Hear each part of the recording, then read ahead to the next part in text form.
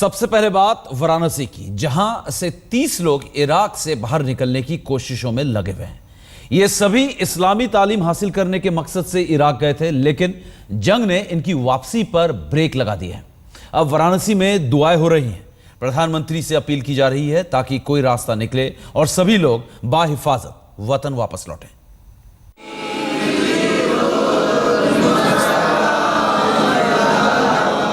कहते हैं सच्चे दिल से की गई दुआ खुदा के दरबार में सीधे कबूल होती है। वाराणसी के मदरसा जवादिया में उठते हाथ ऊपर वालों से अपनों की सलामती के लिए दुआ मांग रहे हैं। मदरसे के 30 बच्चे इस्लामी तालीम के लिए इराक गए हैं। सोचा था अपने रस्म रिवाज और रवायतों से रूबरू होंगे।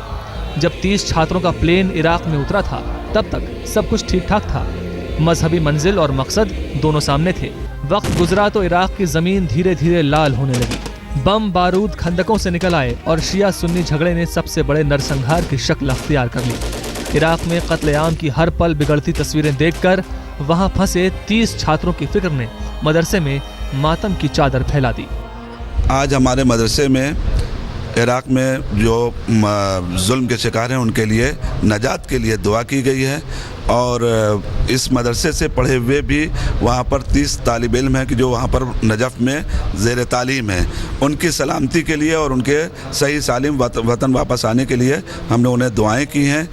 इराक में एट प्रेजेंट हमारे यहाँ के तकरीबन 30 से 35 लड़के तालीम हासिल कर रहे हैं और वो डिफरेंट शहरों के हैं इंडिया के।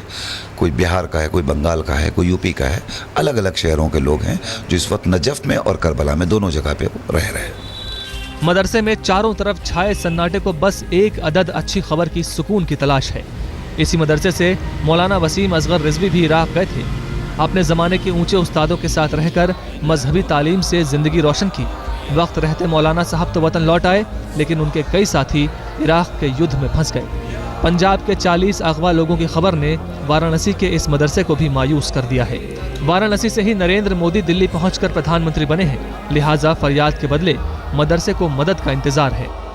एक जहन के ऊपर तो प्रेशर पड़ता ही है कि एक सिटी में हमला हो रहा है, चूँकि उसका दूसरा असर ये होता है कि उस सिटी के लड़के हमारे साथ पढ़ रहे हैं। प्रधानमंत्री है वो हमारे शहर का ही सांसद भी है, तो हम तो उनसे यही मांग करेंगे कि जितने भी पब्लिक यहाँ की इंडियन वहाँ हैं, चाहे वो स्टूडेंट्स हों या वर्कर्स हों, जो भी इराक कंट्री के अंदर रह रहे हैं, जब तक ये सेफ़ हैं तो ठीक है, लेकिन अगर आना चाहते हैं तो इनको आने में पूरी सहायता की जाए।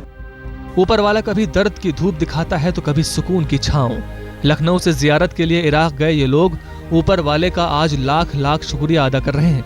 इराक में रहते हुए ही बारूद की बू फिजाओं में घुलने लगी थी, लेकिन वक्त रहते रास्ता बना और ये सभी सही सलामत लखनऊ लौट सके।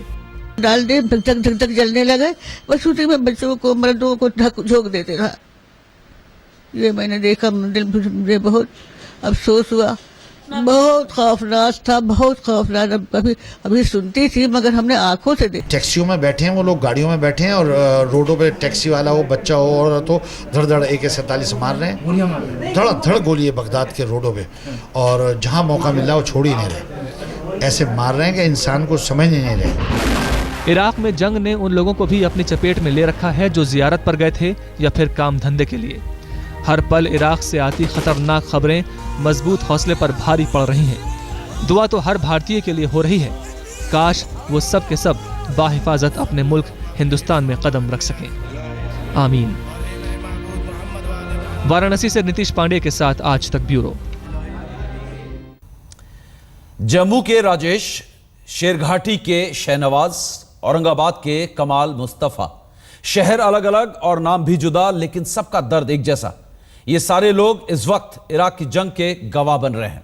किसी की जिंदगी खतरे में पड़ी है तो किसी ने अभी तक दहशत की तपिश महसूस नहीं की। किसी के माँ बाप फोन पर बेटी की खैरियत भरी आवाज सुन रहे हैं तो किसी के कान तक तरस गए हैं।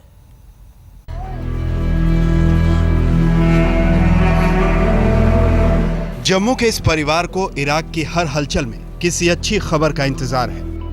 तेल के बादशाह के घर जब आग लगी तो तपिश इस परिवार ने भी महसूस की। घर का लाडला बेटा राजेश चौधरी बसरा की एक कंस्ट्रक्शन कंपनी में काम कर रहा है। चंद दिन पहले सब ठीक ठाक था, लेकिन आज हालात नाउम्मीद कर रहे हैं। राजेश को घर की किसी शादी में शामिल होने के लिए जम्मू आना था। तैयारियां पूरी हो चुकी थी, सब धरा का धरा रह गया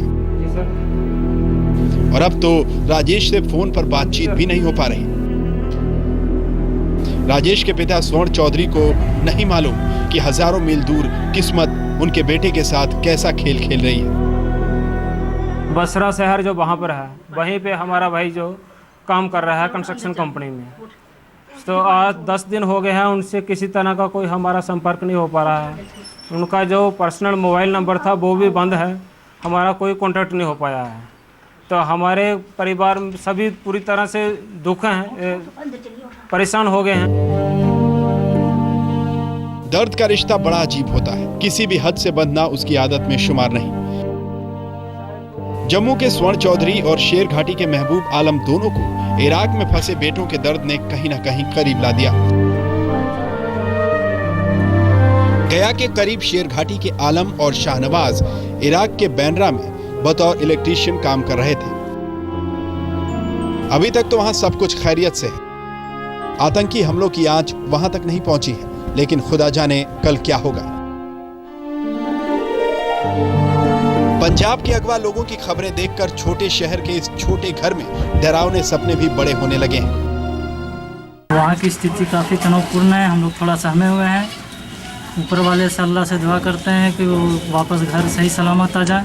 वहाँ की स्थिति इंक्रीज़ हो रही है, दिन बदतर थोड़ा ख़राब हो रही है। वहाँ का हालात काफ़ी तनावपूर्ण बना हुआ है, तो डर तो मन में है, लेकिन हमारे भाई के हिसाब से वो लोग सेफ एरिया में है, वो लोग घबरा नहीं रहे, बल्कि हम लोग का हौसला अफजाई कर रहा है कि हम लोग सुरक्षित हैं।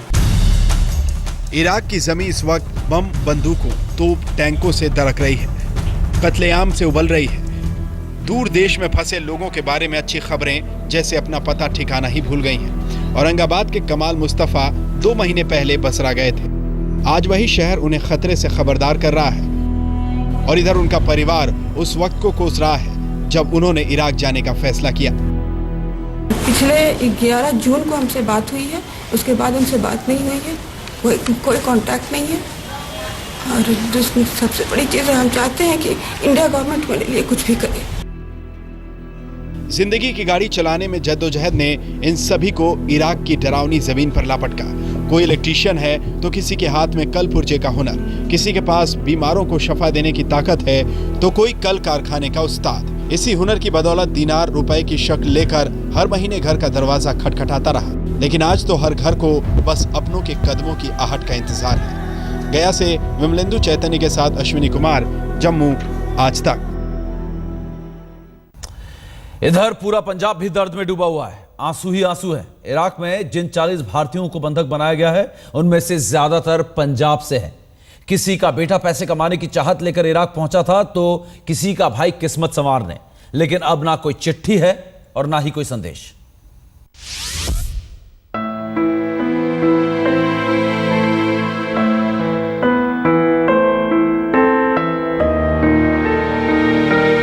जिंदगी इस मुकाम पर लाकर छोड़ देगी जहां दर्द और आंसुओं के सिवा कुछ ना हो। इराक में मचे गदर ने पंजाब के होशियारपुर में छलनी कला गांव के इस परिवार का चैनो सुकून सब कुछ छीन लिया है। हाथों में बेटे की तस्वीर रहती है और जुबां पर दुआ। जब से इराक में 40 भारतीयों के अगवा होने की खबर आई है, एक मां का कलेजा फटा जा रहा है, एक पिता का सब्र टूटा जा रहा है। जी हाँ, प्रेम सिंह और उनकी पत्नी संतोष सारा दिन बेटे को याद करते रहते हैं। उनका बड़ा बेटा कमलजीत इराक में ना जाने कैसा होगा, वो सही सलामत तो होगा। ਸਾਡੀ ਤੁਹਾਡੇ ਨਾਲ ਗੱਲ ਹੋਵੇ ਜਾਂ ਨਾ ਹੋਵੇ ਵੀ ਸਾਡੀ ਆਖਰੀ ਗੱਲ ਆ ਇਹ, ਕਿਉਂਕਿ ਸਾਡੇ ਨਾਲ ਧੱਕੇਸ਼ਾਹੀ ਕਰ ਰਹੇ ਹੈਗੇ ਆ ਕਿ ਸਾਡੇ मोबाइल सब कुछ खो रहे हैं। इराक में बंधक बनाए गए 40 भारतीयों में कमलजीत भी है। कमलजीत रोजी रोटी कमाने इराक गया था। 5 दिन पहले कमलजीत ने अपने बड़े भाई परविंदर से भी बात की थी। उसने बताया था कि कैसे ISIS के आतंकियों ने उसके साथ पंजाब के 40 लोगों को बंदी बना रखा है। मैं जी गल तुहानूं हुण दस चुका भी साना धक्केशाही इत्थे कर रहे आ। रात नूं 2 बजे तो बाद सर मुड़ के 2-3 दिन हो गए साडे नाल कोई किसी दी फोन ते गल नहीं हुई, कोई ਕਿਸੇ ਨਾਲ ਵੀ ਇਰਾਕ ਦੇ ਵਿੱਚ ਕੋਈ ਗੱਲ ਨਹੀਂ ਹੋਈ। ਮੈਂ ਤਕਰੀਬਨ ਆਲਰੇਡੀ ਫੋਨ ਕਰ ਰਿਹਾ ਇਰਾਕ ਦੇ ਜਿੰਨੇ ਸਾਡੀ ਕੰਪਨੀ ਦੇ ਮਦੀਰ ਸੀਗੇ ਜਾਂ ਫੋਰਮੈਨ ਵਗੈਰਾ ਸੀ, ਸਾਰਿਆਂ ਨਾਲ ਗੱਲ ਕਰ ਚੁੱਕੀ। ਹੁਣੀ ਸਰ ਸਾਰਿਆਂ ਨੇ ਮੈਨੂੰ ਇਹੀ ਗੱਲ ਕਹੀ ਵੀ ਸਾਨੂੰ नहीं पता वो कित्थे हैगे कित्थे नहीं हैगे। इस परिवार पर इराक के बुरे वक्त और हालात की दोहरी मार पड़ी है। बड़ा बेटा बंधक है तो दामाद को भी ISIS के आतंकियों ने अगवा कर रखा है। कमलजीत और उसका जीजा गुरदीप सिंह इस उम्मीद में एक साथ इराक गए थे कि पैसे भी कमाएंगे और दूसरे का सुख दुख भी बांट लेंगे, और अब दोनों आतंकियों के कब्जे में हैं। गुरदीप ने 4 दिन पहले अपनी मां से बात की थी और कहा था कि बच्चों का ख्याल रखना। उसके बाद फोन बंद हो गया। अब गुरदीप की पत्नी और मां का रो रो कर बुरा हाल है। 9 महीने हो गए 17 तरीक ਨੂੰ 9 ਮਹੀਨੇ ਹੋ ਗਏ 10ਵਾਂ ਲੱਗ ਗਿਆ। 4-5 ਤੋਂ ਗੱਲ ਪਹਿਲਾਂ ਦਿਨ ਤੋਂ ਹੁੰਦੀ ਸੀਗੀ ਵਧੀਆ ਤਰੀਕੇ ਨਾਲ ਹਾਂਜੀ, ਤੇ ਫਿਰ ਬਾਅਦ ਚ ਬੰਦ ਹੋ ਗਈ ਜੱਕਦਮ। ਬਸ ਕੀ ਹੋਇਆ? ਹੋਇਆ ਤਾਂ ਕੁਛ ਨਹੀਂ, ਬਸ ਪਤਾ ਨਹੀਂ ਕੋਈ ਤਾਂ ਪਤਾ ਨਹੀਂ ਕੋਈ ਨਾ ਤਾਂ ਪਤਾ ਹੈਗਾ ਉਹਨਾਂ ਦਾ। ਮੰਮੀ ਉਹਨਾਂ ਨਾਲ ਇਹ ਗੱਲ ਕੀਤੀ ਸੀ ਬੱਚਿਆਂ ਦਾ ਖਿਆਲ ਰੱਖਿਓ, ਬਸ ਇਹੀ ਕਿਹਾ ਵੀ ਬੱਚਿਆਂ ਦਾ ਖਿਆਲ ਰੱਖਿਓ। दर्द से कलेजा होशियारपुर के चित्तो गांव के रहने वाले दलबाग सिंह का भी फटा जा रहा है। 3 साल पहले बेटा अवतार सिंह इराक कमाने गया था। बेटे की फिक्र में मां मंजीत कौर भी घुली जा रही है। बेटे का जिक्र आते ही आंखों से आंसू टपकने लगते हैं। हाले तक उन्हें दसा भी ठीक ठाक है। हाँ इदा तो कहता ठीक है, मैं पर लड़ाई तो हैगी मम्मी लगी कहना जी ऐसा करके लड़ाई अपने हटमी आ कोई आ जाना फिर मैं। होशियारपुर के ही चित्तो गांव में एक और परिवार है जिसका छोटा बेटा मंगत कुछ दिन पहले ही कारपेंटर की नौकरी पर इराक गया था। मां दर्शन कौर का रो रो कर बुरा हाल है। इस मां ने बड़ी मुसीबतों से अपने 2 बेटों को पाला था। पति की 23 साल पहले मौत हो गई और मंगत मां के दामन में खुशियां भरने के लिए इराक कमाने गया था और ये बुरी खबर आ गई। हाँ रोटी ਲਈ ਪੁੱਤ ਮੈਂ ਭੇਜਿਆ ਆ ਤੇ ਚਲੋ ਇਹਨਾਂ ਦਾ ਕੁਝ ਬਣ ਜਾਵੇ ਆਹੇ ਸੋਚਦੀ ਆ ਤੇ ਮੇਰੇ ਬੱਚੇ ਦਾ ਕੁਝ ਬਣ ਜਾਵੇ ਮੇਰੀ ਬੈਠੀ ਇਹੀ ਮਾਂ पे सोचदा। इराक के हालात ने पंजाब के इन परिवारों को दर्द के दरिया में धकेल दिया है। ये परिवार दुआ कर रहा है कि उनके अपने किसी तरह से सही सलामत लौट आए। सत्येंद्र चौहान के साथ समीर वशिष्ठ, होशियारपुर, आज तक।